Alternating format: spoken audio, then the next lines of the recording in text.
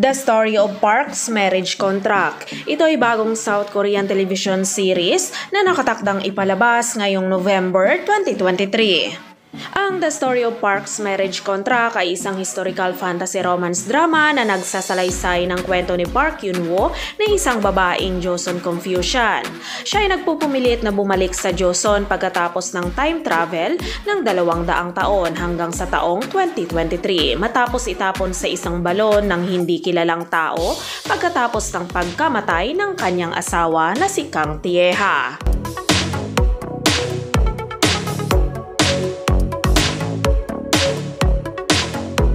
Si actress Lee Se-young ay gumanap bilang Park Yun-woo na isang kabataang babae na bagong balo. Siya ay mula sa panahon ng Confucian Joseon na naglakbay sa panahon hanggang sa taong 2023. Siya ang pinakadakilang prinsesa sa Hanyang at peking nobya ni Kang Tae-ha. Sa 19th century Korea, si Park Yun-woo ay handang mamuhay ng maligaya magpakailanman pagkatapos pakasalan ang kanyang gwapong asawa. Ngunit sa gabi ng kasal, dumating ang sakuna. Ang kanyang naasawa ay nagsasabi sa kanya na siya ay lihim na nagdurusa mula sa isang mapangwasak na kondisyon sa puso at namatay sa ilang sandali. Mas lumala pa ang mga bagay ng si Park Yun-woo ay kinidnap at itinapon sa isang balon. Ngunit ang balon ay lumabas na isang portal na nagbibigay daan sa kanya na maglakbay sa panahon hanggang sa kasalukuyan na lumapag siya sa isang swimming pool.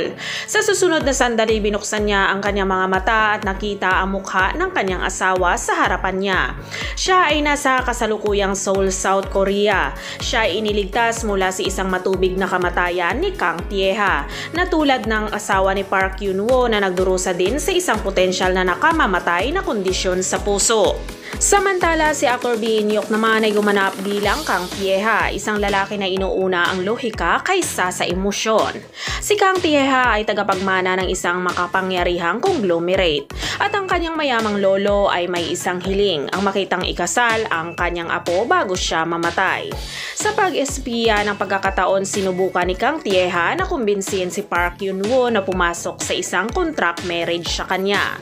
Ngunit ang kakaibang babaeng ito kasama ang kanyang mga halaga ng Confucian sa lumang mundo ay papayag kaya na tulungan siya?